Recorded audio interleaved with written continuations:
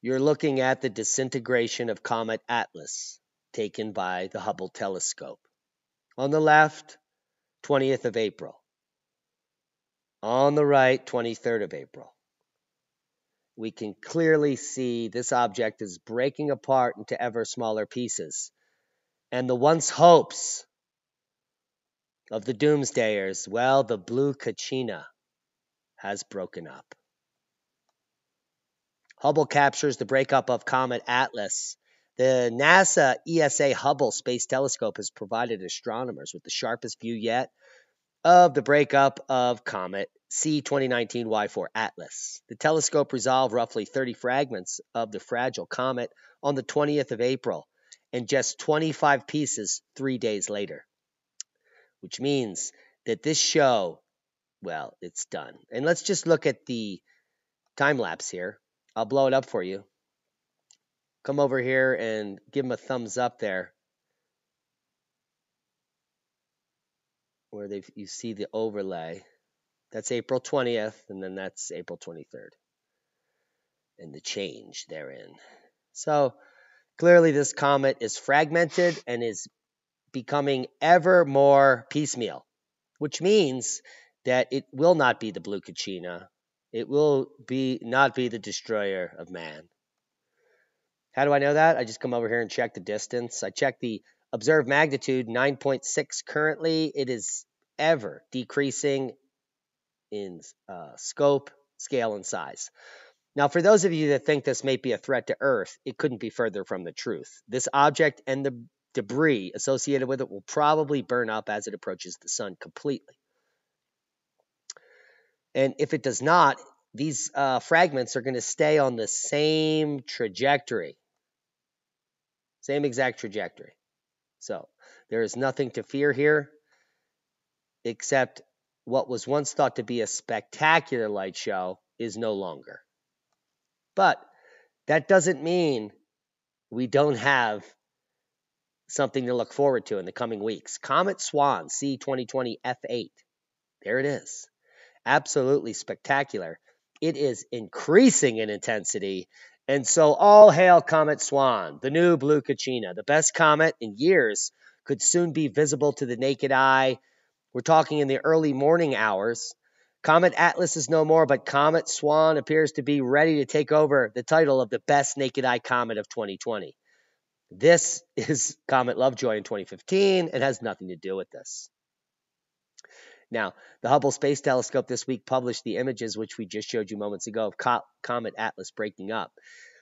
So it seems the Comet Atlas, officially known as C2019Y4 Atlas, is no more.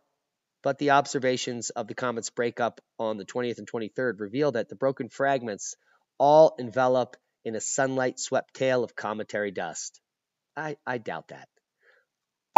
But solar wind might have something to do with the ionization of particles in that tail, so astronomers are fascinated. But for comet watchers and stargazers wanting to actually see a bright comet with the naked eye, this is disappointing. But we do have, yes, Comet Atlas. Dear Earthlings, this is the last tweet from a dying comet. Actually, Comet Atlas had a Twitter? Who knew? Let's come over to SWAN and get some real details on a real comet that's really brightening. Current observed magnitude, the Cobb's index at 6.1. That means anybody with a pair of binocs that knows where to look for this baby can see it. Yes, let's look at the visibility right now. C2020 F8 SWAN is below the horizon from Greenwich, UK. And you can see the rise and set times here. Given its current magnitude, it's easily visible with the help of a small binocular. And this is going to ever increase. Wait till I show you some of these stats. So as long as this baby doesn't break up, let's give you the current position. It's in Aquarius, just below Neptune. That's the current position for all of you astronomically savvy people. And in fact, here are the stars: 104 Aquarius, 103, 106, and 107. And you can see the position of the comet right there. Here's 108 Aquarius. And if you have a positioning telescope, you can easily put that position in there. There is the spot that, in the night sky. So the nearest bright object is far away, making this baby quite visible with binoculars. And let's come over to the distance from Earth chart here, and we'll just follow it down to where we're at right now. You can see here March 10th, April, right around now. It's going to be the closest, just around May 13th to the 15th. So that's the closest approach of SWAN. And the magnitude is expected. Let's check out that. The magnitude is expected to peak at 6, but it's already at the Cobb's index already there. So if we have some space weather and the sun has just shut off a few small flares from a new sunspot left from solar cycle 24, which is still prominently displayed on the disk, this could potentially illuminate this and shoot this right back into visible to the naked eye quite prominently. And so this can rapidly change in the coming days and weeks. So we're going to keep a close eye on SWAN, which is our only hope. Come out here to check out more of the orbital elements, and we'll quickly show you on the 3D what we're talking about here. And you can see the path of SWAN there. That's in the purple. This is the plane of the ecliptic I'm showing you. So it's going to dive in here between Venus and Mercury into the intersolar system. It'll actually dive out. So it's below the plane of the ecliptic.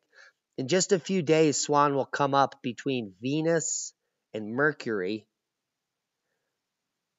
and then make a close approach here again to the sun. So there's multiple close approaches to the sun. If the sun were to shoot something out on its exit, but right now, the sun just shot out a small CME from a sunspot towards Earth. That might actually light SWAN up in the next 24 hours. I just saw that on the Enlil spiral. So I'm bringing that to your attention, that SWAN could actually light up because it's right in that position. This blast came off to the right here, so SWAN is definitely potential to be electrified in the next 24 hours.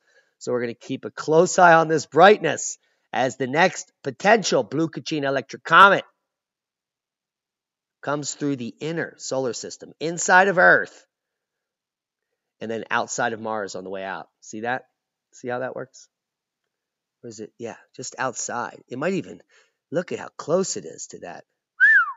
Holy macaroni. The chance of this hitting anything is very low. Like almost nothing. Your odds of getting run over by a bus are 1,000 times higher. So there's that. So SWAN's about to pass the plane of the ecliptic in a week or so, and may even light up from a small CME that just came off from a little fart from the sun just a moments ago. That's the best I can do on the update. This is the best picture we have of SWAN, and hopefully they will be ever increasing in the days to come. Hope you got something out of the video. I always love to bring the knowledge. You bring the snacks. Please share this with like-minded people. Subscribe to the channel if you haven't. And be safe. These comets are not hitting us. And we love you. But they will be glorious, and that's a boom.